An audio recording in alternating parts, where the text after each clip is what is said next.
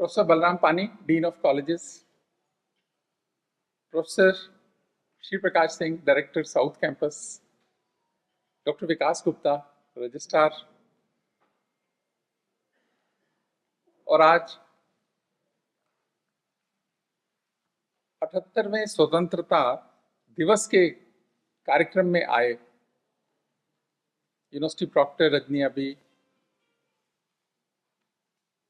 Dean planning professor Niranjan, professor Ravi Tekchandani और बहुत सारे लोग, बहुत सारे deans, principals, head of the departments, officers, officials Delhi विश्वविद्यालय के, और यहाँ पर आए सभी लोगों का, और जो सारे स्टूडेंट्स हैं एनसीसी, एनएसएस, म्यूजिक डिपार्टमेंट, मैं सभी का हार्दिक अभिनंदन करता हूँ, स्वागत करता हूँ।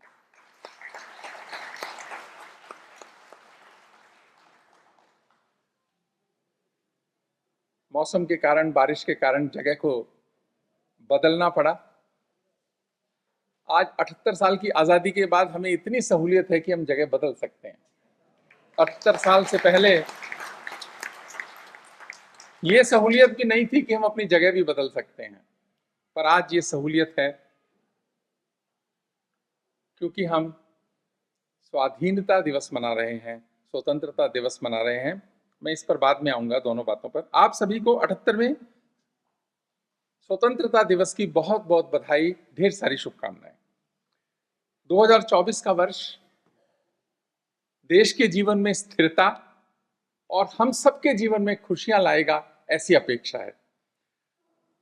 भारत को विकसित बनाने के अभियान में यह वर्ष एक मील का पत्थर साबित होगा और भारत उसकी फाउंडेशन को मजबूत करने का और आगे बढ़ाने का काम करेगा, ऐसी ईश्वर से प्रार्थना है 2024 के इस वर्ष में।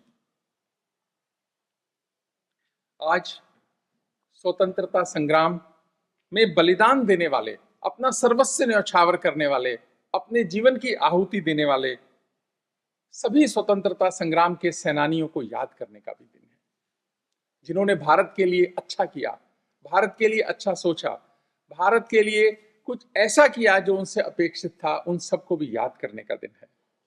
कृतज्ञता का भाव मन में लाने का दिन है 15 अगस्त। कभी प्रदीप का गीत लता मंगेशकर ने गाया, मैं हर बार ही उसको कोट करता हूं, और ऐसा माना भी जाता है कि 15 अगस्त और 26 जनवरी को देश वो गाता जरूर है, गाता है, समझता है, समझना चाहता है, हम ऐसा मानते हैं।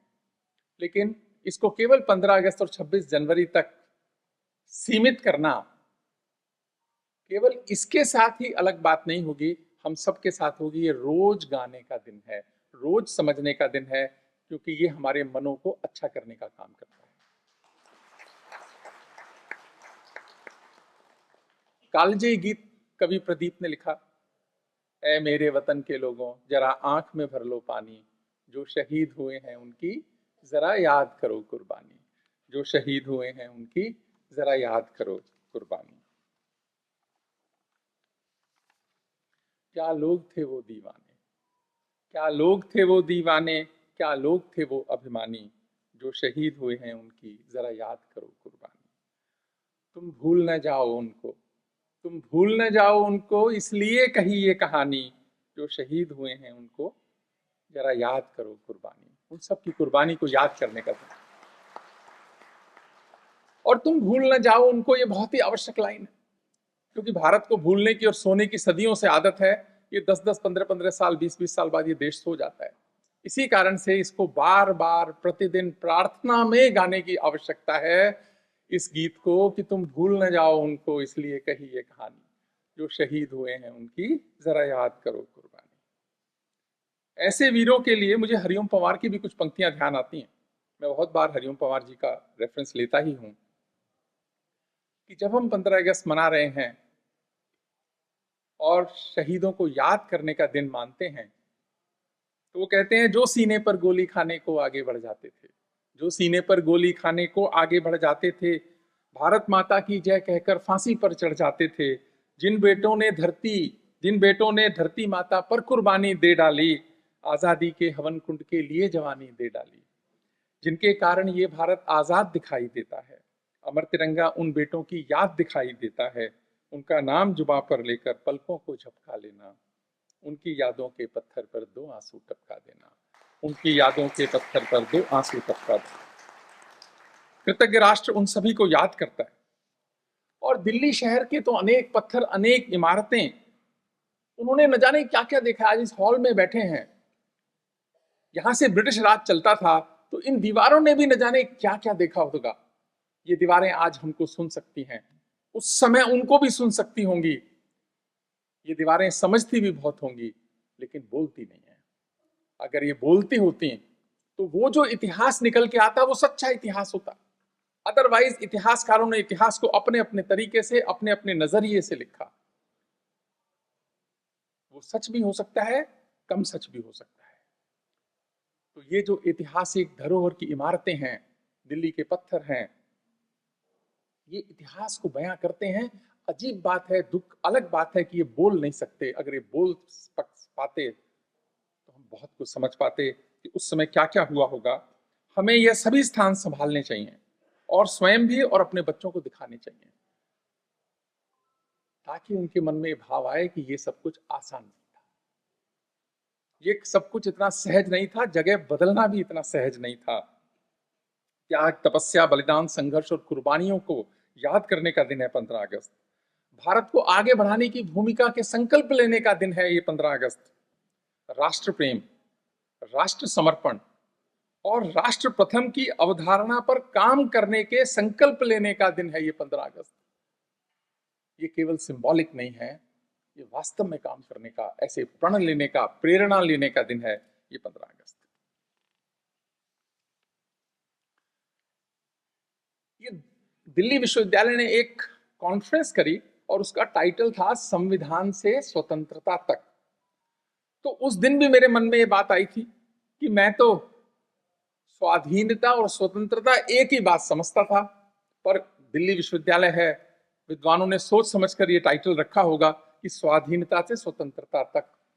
तो ये दोनों शब्दों के मायने अलग होते होंगे, और अलग हैं भी। भारत में ये दोनों शब्द इंटरचेंजेबली इस्तेमाल होते हैं, स्वतंत्रता दिवस की बधाई, स्वाधीनता दिवस की बधाई। लेकिन जब वो कॉन्फ्रेंस हुई, मैंने भी अटेंड करी, उस समय कुछ पढ़ा भी, समझा भी कि ये दोनों शब्दों का मतलब अलग है। यानी 1947 में हम स्वाधीन हुए, अपने तंत्र विकसित हमको करने हैं, बहुत सारे हमने किए भी हैं। और पहला जो तंत्र हमने विकसित किया वो था 26 जनवरी 1950 को भारत का संविधान लागू हुआ। पहला सिस्टम हमने अपना वो दिया देश को। धीरे धीरे हम अपना तंत्र बनाने पर लगे, अपने सिस्टम्स बनाने पर लगे, और अभी 1 जुलाई 2024 को 3 नए कानून भारत की सरकार ने लागू किए। भारतीय न्याय संहिता 2023, भारतीय न्याय नागरिक सुरक्षा संहिता 2023, भारतीय साक्ष्य अधिनियम 2023। और रिपील क्या क्या हुआ?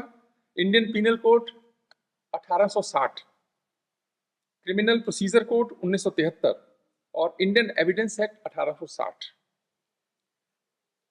ये जो बने थे, ये ब्रिटिश राज को चलाने के लिए बने थे, ये मास्टर स्लेव की रिलेशनशिप को एस्टैब्लिश करने के लिए बने थे। केवल 1 लाख लोगों ने 40 लाख लोगों पर शासन करना था, उसके लिए बने थे। वो इसलिए बने थे कि मैं सही हूं, तुम हमेशा गलत ही हो, और तुमको गलत साबित करने के लिए मेरे पास कानून का एक प्रोसीजर होना चाहिए। उसके लिए बहुत सारी चीजें बनी थी। अदरवाइज 1 लाख लोग शासन कर गए इतने बड़े देश के ऊपर। इन कानूनों ने उनका सहारा भी दिया होगा, उन्होंने अपने हिसाब से बने थे। लेकिन आज भारत की सरकार का आभार भी व्यक्त करना चाहेंगे कि भारत के लोगों ने ये 3 नए कानून बनाए, और हम ऐसी उम्मीद करते हैं कि इससे कुछ बदलेगा। ऐसी उम्मीद करते हैं कि इससे कुछ बदलेगा, जल्दी बदलेगा। पर अभी बहुत काम होना बहुत शेष है, बहुत सारे तंत्र, बहुत सारे सिस्टम्स बनाने की भी आवश्यकता है।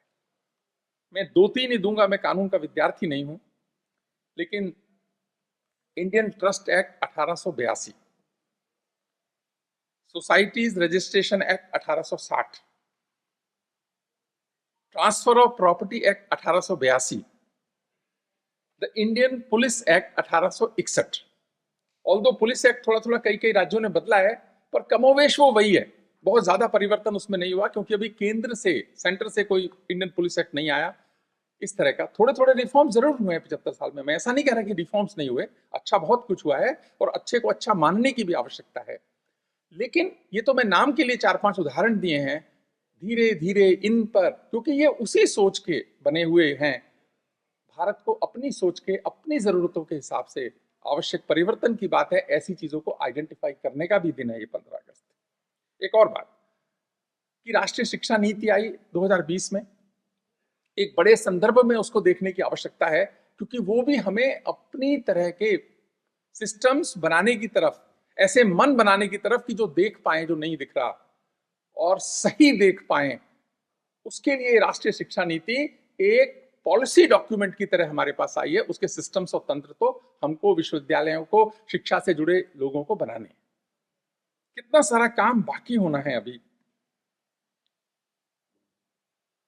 मैं एक और चीज का उल्लेख करना चाहूंगा कि आज देखिए, जब मन पर काम नहीं होता, समझ पर अलग तरीके से डेवलप होती है, तो हमको बहुत सारी चीजें जो बुरी लगनी चाहिए बुरी लगती नहीं है, क्योंकि हम उसे बुरा मानते नहीं है। मैं उदाहरण देता हूं। कल रात से या आज सुबह से मुझे बहुत सारे स्वतंत्रता दिवस की बधाई के संदेश आए, शुभकामनाओं के आए, आपके पास भी आए होंगे बहुत सारे व्हाट्सएप मैसेजेस।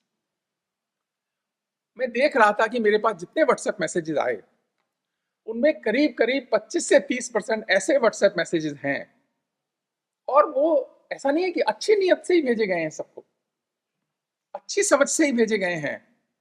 25 से 30% ऐसे हैं जिसमें लिखा हुआ है, सारे जहां से अच्छा हिंदुस्तान हमारा, हम बुलबुले हैं इसकी गुलिस्तां हमारा, और हम आराम से फॉरवर्ड कर रहे हैं कि हमें इसमें पूरा लगता ही नहीं है। ये किस नियत से लिखा गया था, मैंने कल भी इस पे बात की थी, और दिल्ली विश्वविद्यालय का मैं आभार भी व्यक्त करूंगा कि देखिए, जब विश्वविद्यालयों में इकबाल को पढ़ाया गया और पढ़ाया जाएगा, और उसने जो लिखा, सारे जहां से अच्छा हिंदुस्तान हमारा, हम बुलबुले हैं इसकी गुलिस्तां हमारा, लिखा तो अच्छा था, पर माना नहीं उसने। उसका आचरण उससे बिल्कुल अलग था, पूरी जिंदगी अलग था। ये तो उसने 1904 में लिखा था, जब गवर्नमेंट कॉलेज लाहौर का वो स्टूडेंट था, पर पूरी जिंदगी उसने इस बात को माना नहीं। लेकिन विश्वविद्यालयों ने उसको पढ़ाया, तो भारत के मन को ये बुराई नहीं लगा कि लिखने वाला कौन था इसका। उसको बड़ा बनाने की हमको क्या आवश्यकता है। अच्छा निर्णय दिल्ली विश्वविद्यालय ने लिया कि हम इकबाल को नहीं पढ़ाएंगे अपने यूनिवर्सिटी के अंदर, हम इकबाल को नहीं पढ़ाएंगे अपने यहाँ, हम पढ़ाएंगे वीर सावरकर को, हम पढ़ाएंगे अंबेडकर को, हम पढ़ाएंगे गांधी को, हम पढ़ाएंगे उन देशभक्तों को जिन्होंने देश के लिए काम किया, देश के विरोध में काम नहीं किया। जिस व्यक्ति का पूरा जीवन भारत के विरोध में रहा, बंटवारे की भूमि को तैयार करने में, उपजाऊ बनाने में जिस व्यक्ति का सबसे बड़ा योगदान था, वो व्यक्ति था ये इकबाल। जिन्ना का एडवाइजर था, और उसने जिन्ना को समझाया, बहुत बार समझाया, और हर बार मुस्लिम लीग के मंचों से उसने कहा कि हमको मुस्लिम्स के लिए कॉन्स्टिट्यूशनल सेफगार्ड्स मांगना बंद करना चाहिए। वरना मुस्लिम समाज तो अपने लिए कुछ कॉन्स्टिट्यूशनल सेफगार्ड्स ही मांग रहा था उस समय भारत को विभाजन की ऐसी शुरू शुरू में कोई बात नहीं थी, लेकिन उसको एस्टैब्लिश करने के लिए इस व्यक्ति ने जो किया कि कॉन्स्टिट्यूशनल सेफगार्ड्स मांगना हमें नहीं चाहिए। क्यों? हमें इस पे बात करनी चाहिए कि कल्चरल इनकम्पैटिबिलिटी विद हिंदूज, कि वी आर कल्चरली डिफरेंट, हम उनके साथ नहीं रह सकते हैं। इस भाव को जन्म देकर, उसको पेड़ को आगे बढ़ाकर, और बहुत बड़ा वटवृक्ष इस आदमी ने बनाया, पूरे पॉलिटिकल सिस्टम को खराब करने का, विशेष करने का जिस व्यक्ति ने काम किया। अगर उसने 2 लाइन अपनी स्टूडेंट लाइफ में अच्छी लिख भी दी थी, उसको आगे बढ़ाने की हमें क्या आवश्यकता है। और ऐसे ऐसे पर्वों पर, अब मैं बात जब बार बार कह रहा हूं, तो हो सकता है कि धीरे धीरे फर्क पड़ेगा कि हमको उसका गीत भी क्यों गाना है, और ऐसा करना भी क्यों है। 4 गाने हम सेलेक्ट करते हैं तो ये वाला गाना सेलेक्ट होता है, क्योंकि इसके बारे में विरोध किसी ने कभी किया ही नहीं। जब किया ही नहीं, तो किसी ने इस दृष्टि से देखा ही नहीं। चीज तो पर्सपेक्टिव पर्सपेक्टिव की है ना। तो मेरी ये अपेक्षा है कि 15 अगस्त हमसे मांगता है कि भारत के विभाजन कराने वालों को बड़ा बनाना हम बंद करें।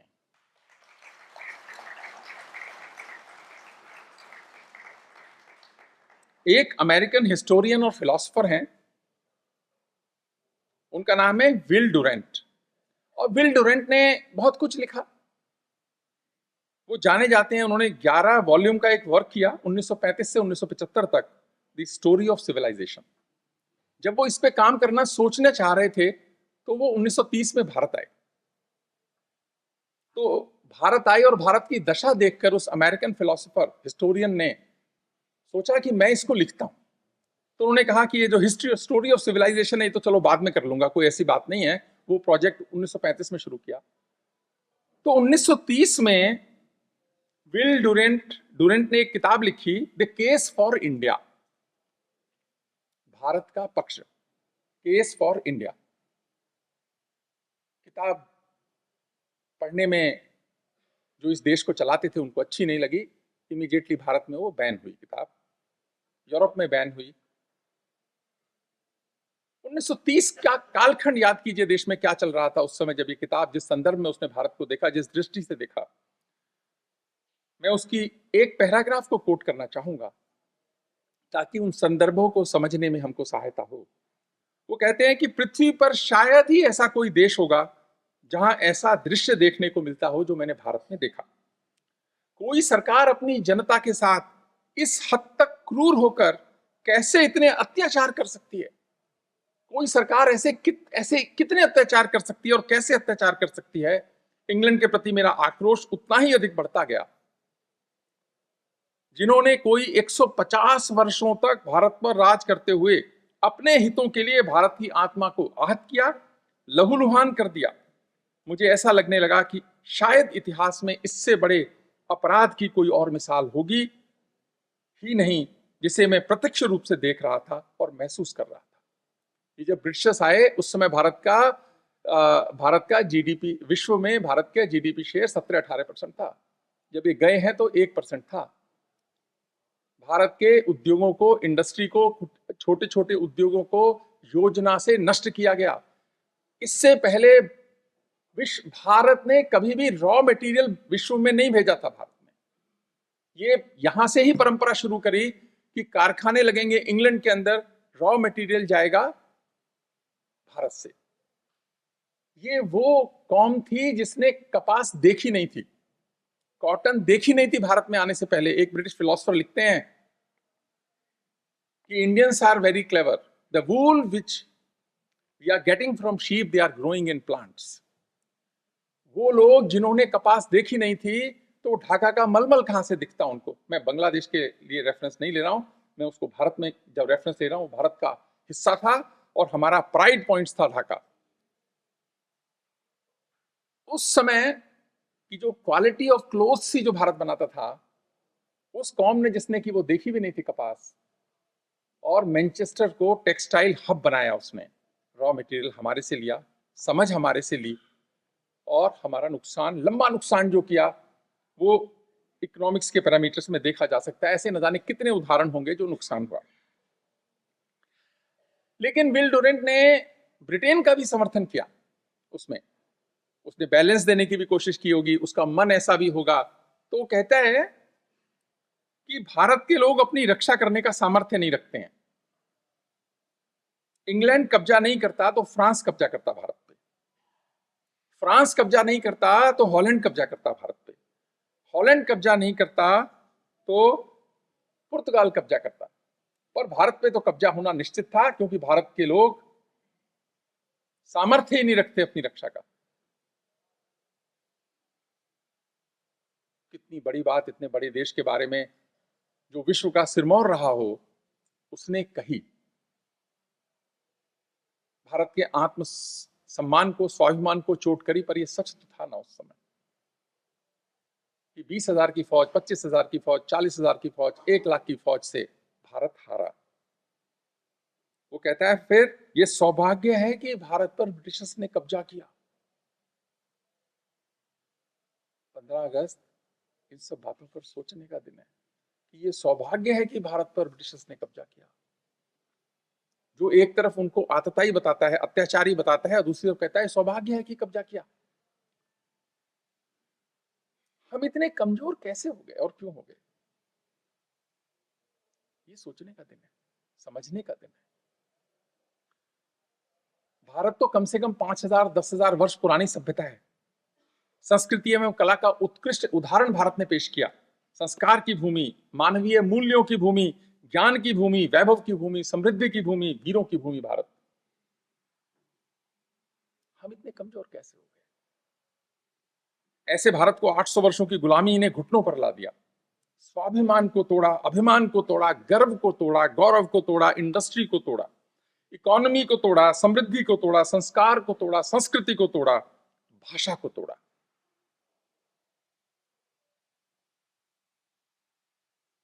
800 वर्ष में 10,000 साल पुरानी सभ्यता घुटनों पर आ गई और फाइनली 1947 में भारत को तोड़ा। हम इतने कमजोर कैसे हो गए?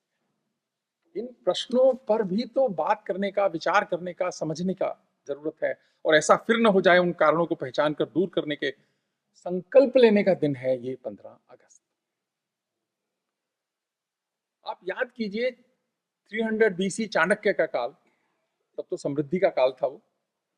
चाणक्य ने पहली बार नेशन का कॉन्सेप्ट दिया, और चाणक्य ने उस समय जो भी किया, अलेक्जेंडर का आक्रमण हुआ, और उसको उनको रियलाइज भी हुआ अच्छे से, और वो ऐसा मानते भी थे कि एक सेंटर स्ट्रांग भारत में होना ही चाहिए।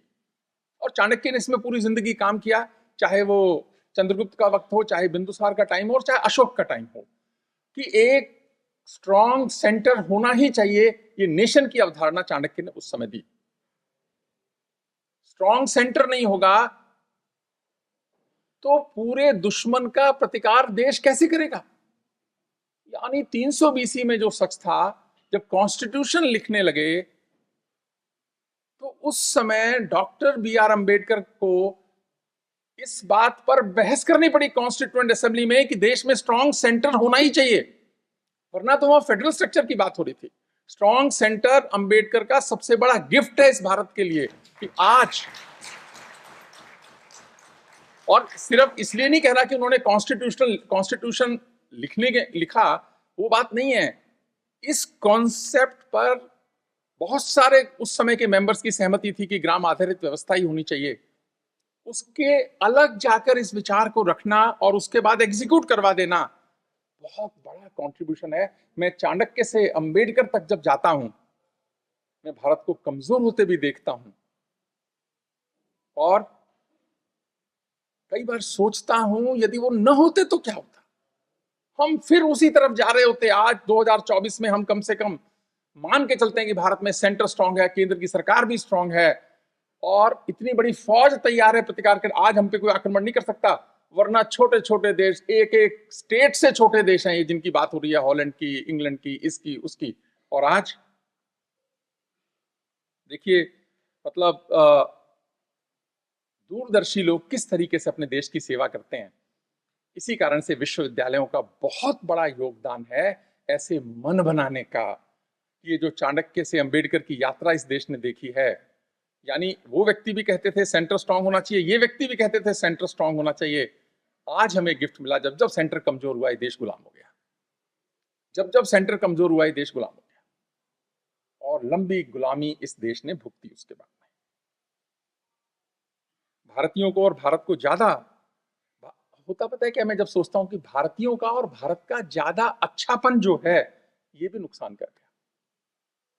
ज्यादा अच्छा होना, ज्यादा अच्छापन भी नुकसान कर गया। सज्जनों के साथ अच्छा, दुष्टों के साथ दुष्टता रखना, पर ये ना लाइन बड़ी थिन है, पता नहीं लगती। कई बार तो हिस्ट्री बताती है कि कौन दुष्ट था, वरना हर दुष्ट सज्जनता का मुखौटा लेके आता है। कोई व्यापार करने के बहाने आता है, कोई किसी और करने के बहाने आता है। दृष्टि वो है जो उसको पहचान पाए कि इस मुखौटे के पीछे क्या है। और भारत को मजबूत बनाने के लिए हमको कई मौके मिले। फिर से कल भी बात की थी, उदय प्रताप सिंह जी की लाइन है कि हमें 71 में मौका मिला, हमने गंवा दिया। कि भारत में विलय जरूरी था उन जीते हुए ठिकानों का, भारत में विलय जरूरी था उन जीते हुए ठिकानों का, लहू बर्बाद कर दिया हमने अपने वीर जवानों का। ये जो बात है ना, ये अब नहीं होनी चाहिए। और मैं मानता हूं कि आज ऐसी परिस्थिति भी नहीं है कि ये घटना दोबारा हो जाए देश के अंदर। अपने ही क्षेत्र जीत के वापस देना, हो सकता है बहुत अच्छापन हो, और राष्ट्र के हित में इतना अच्छापन भी अच्छा नहीं है, ऐसा लगता है मुझे। एक रेफरेंस और लूंगा लॉर्ड कर्जन का, क्योंकि नुकसान करना कर्जन ने से शुरू किया सबसे ज्यादा। लॉर्ड कर्जन 1899 से 1905 तक वॉयसरॉय रहे भारत के। उनका एक स्टेटमेंट कोट करता हूं लॉर्ड कर्जन का, द फेमस कोट है उसका। वो कहते हैं, as long as we rule India we are the greatest power in the world. As long as we rule in India we are the greatest power in the world. If we lose it we shall drop straight away to a third rate power. As long as we rule India, we are the greatest power in the world. If we lose it, we shall drop straight away to a third rate power.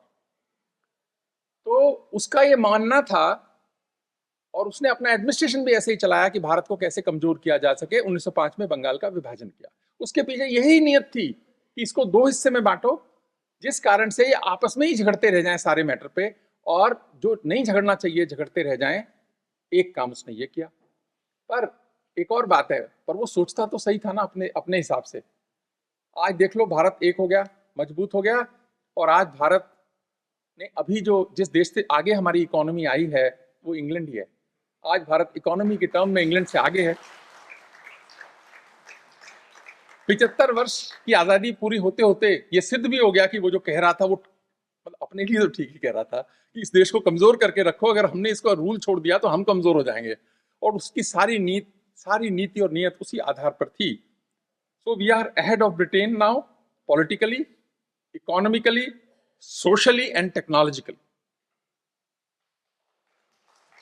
एक और घटना मुझे ध्यान आती है, बहुत पुरानी बात है, कि ब्रिटेन की पार्लियामेंट में एक बहस हो रही थी कि हमें जो अपने रेलवे सिस्टम है उसका ऑटोमेशन करना है, सिग्नल्स का ऑटोमेशन करना है। तो एक मेंबर ऑफ पार्लियामेंट ने कहा कि भारत की जो इंडियन रेलवे है उससे सलाह ले लेते हैं, इस पे एडवाइस ले लेते हैं कि हमें किस तरह से इस पे जाना चाहिए। नेचुरली बहुत लोगों को अच्छा नहीं लगा पार्लियामेंट में।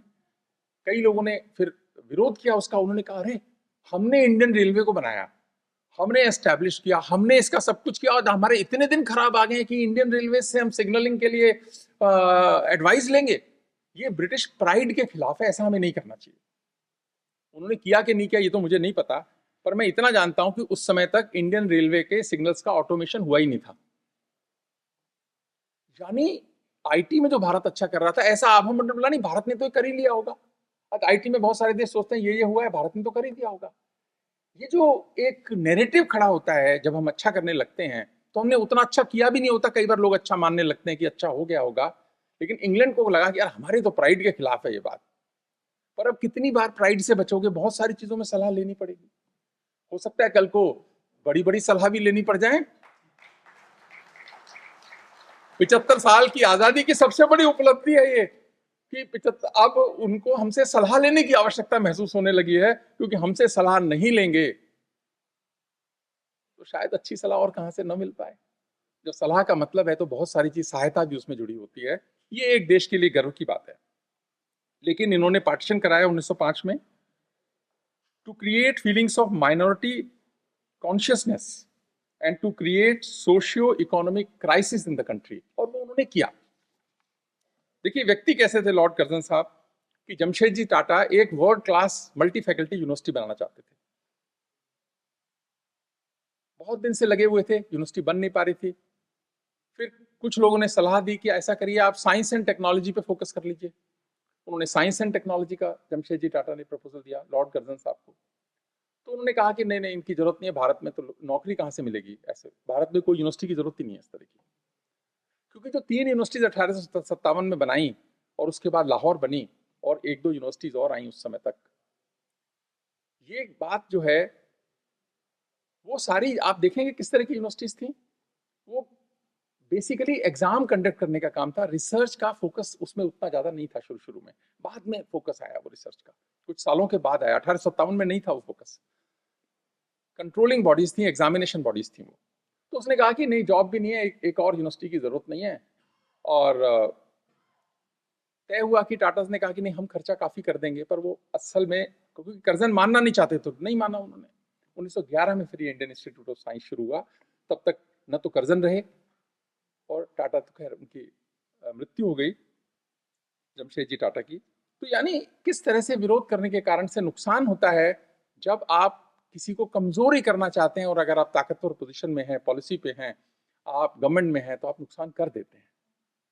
इसीलिए एक मजबूत राज्य, एक मजबूत केंद्र की बहुत भारत को जरूरत है, क्योंकि हमारा देश बहुत बड़ा देश है, विविधताओं का देश है, अपनेपन का देश है, हमारा देश है। तो इसको हमारी ही चिंता करने की आवश्यकता है। आज मेरा मन था एक क्रांतिकारी को कोट करूंगा बस, सरदार अजीत सिंह। सरदार अजीत सिंह के भतीजे थे भगत सिंह।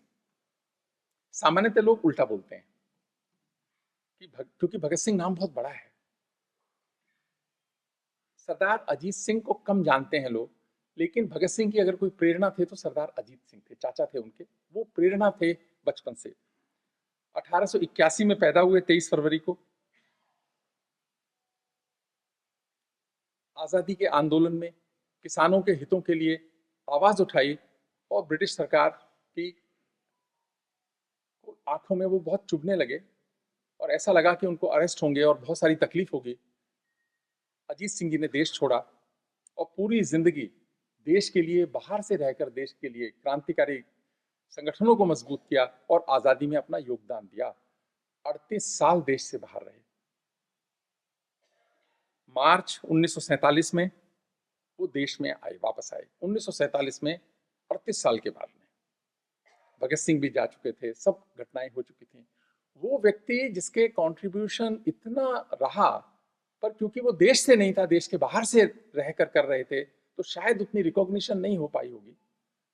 जब आए तो उस समय बहुत बीमार भी थे। हिमाचल प्रदेश में डलहौजी में वो रहे। आप देखिए कितना प्यार होगा कि वो इंतजार करते करते लोग, जब बात हुई तो उन्होंने कहा नहीं, पहले आजादी से पहले मैं छोड़ूंगा नहीं ये देश, मैं ये शरीर भी नहीं छोड़ूंगा जब तक देश आजाद नहीं होगा। ऐसा वो भाव मानते थे, और ऐसा बात करते थे इस पे। 15 अगस्त 1947 को देश आजाद हुआ। जैसे ही सूरज ऊपर आया, उन्होंने अपने प्राण त्यागे। 15 अगस्त को उनकी मृत्यु हुई। ऐसे सरदार अजीत सिंह 15 अगस्त 1947 को। तो यानी इस आजादी को लाने में कितने ही लोगों का संघर्ष, बलिदान, त्याग, तपस्या छुपा हुआ है। ये एक उदाहरण है सरदार अजीत सिंह का। ऐसे न जाने कितने उदाहरण होंगे जिन्होंने देश के लिए अपना सब कुछ न्यौछावर किया। तो 15 अगस्त का दिन तो संकल्प लेने का दिन है। पिछली बार भी मैंने जब बात की थी तो मैंने कहा था कि हमें 15 अगस्त को संकल्प लेना चाहिए कि हम एक बुरी आदत छोड़ेंगे और एक अच्छी आदत अपने अंदर डालेंगे। तो जो लोग भी 15 अगस्त के दिन उस समय थे पिछले वर्ष, तो आप लोगों में से बहुत सारे लोगों ने कुछ बुरी आदत छोड़ी होगी, हैं, छोड़ी होगी, और एक अच्छी आदत अंदर लाए भी होंगे। मैं ये तो नहीं पूछ रहा कि क्या क्या आपने करा, वो आपका मन जाने, आपका संकल्प जाने। लेकिन देखिए, संकल्प तो आप कीजिए ना भारत के प्रधानमंत्री जैसा, कि वो जो संकल्प करते हैं वो देश का संकल्प बन जाता है। उन्होंने कहा कि 2047 में भारत विकसित राष्ट्र बनेगा। ये देश का संकल्प है। हर भारतवासी को कहीं ना कहीं ये आगे बढ़ने की प्रेरणा देता है, अच्छा काम करने की प्रेरणा देता है, देश के लिए काम करने की प्रेरणा देता है। तो इस बार भी मैं एक प्रण आपसे चाहूंगा कि एक बुरी आदत आप छोड़ दो और एक अच्छी आदत तय करो कि मैं एक अच्छी आदत अपने अंदर लेके आऊंगा। देखो, बुरी आदत छोड़ना भी उतना ही मुश्किल है जितना अच्छी आदत अपने अंदर लेकर आना है, क्योंकि बुराई में बहुत ताकत है, अपने आप आती है। उसका कोई स्कूल नहीं है, कॉलेज नहीं है, यूनिवर्सिटी नहीं है, कोई, सब उसको मना करते हैं, फिर भी आती है। क्यों आती है? मन को अच्छी लगती है, तभी आती है। अच्छाई जो है थोड़ी टिमिड है, कमजोर है, उसके लिए स्कूल भी है, गुरु भी हैं, यूनिवर्सिटीज भी हैं, बहुत सारे धर्मगुरु भी हैं, सब सिखाते हैं, माँ बाप भी हैं, फिर भी नहीं कर पाते। अच्छाई इतनी कमजोर हो जाती है। तो दोनों ही काम मुश्किल हैं, पर आप एक, मैं मानूंगा कि हम सबको संकल्प लेना चाहिए कि एक अच्छी आदत अपने अंदर लाएंगे, एक बुरी आदत को और छोड़ेंगे तो दो हो जाएंगी फिर। पर आप में से बहुत सारे सोचेंगे अरे कई साल रह गया तो बड़ी दिक्कत हो जाएगी, कितनी छुड़वाएगा। पर कोई बात नहीं, अच्छे ही बनेंगे हम। तो ये एक आप रखें कि एक अच्छी आदत अपने अंदर लाएं, एक बुरी आदत को छोड़ें। संस्कार और सद्भाव पर काम करें। सब हमारे भाई हैं, ये हमारे देश के सब वासी हैं, उनके हित में काम करें। उससे अपने आप देखेंगे कि माहौल बदलेगा। बड़े मन से काम करें, देश की चिंता करने वाले बने। अपनी चिंता दूसरों पर छोड़ दें, देश पर छोड़ दें, भगवान पर छोड़ दें, जो आप मानते हैं उस पर छोड़ दें। अपनी चिंता से थोड़े बाहर आए। तो इस देश में इतना सामर्थ्य है कि आपकी चिंता ही अपने आप करेगा। जो राजनेता, जो व्यक्ति अपनी चिंता में रह जाते हैं तो वो रह ही जाते हैं। जो दूसरों की चिंता करते हैं उनकी चिंता ये देश अपने आप करता है। इस देश में इतना सामर्थ्य है, ऐसा मेरा दृढ़ विश्वास है। ये यूनिवर्सल लॉ है। अब मत चिंता कीजिए, अपनी देश की चिंता कीजिए। और आपका जो हित है वो देश इससे अलग हो ही नहीं सकता। देश का हित होगा तो आपका हित होगा ही। और यदि आपका हित देश के हित से थोड़ा अलग हो रहा है तो अपने को कोर्स करेक्शन में डालिए, ऐसा मानना है। और एक अच्छे टीचर बने, अपना काम अच्छे से करें।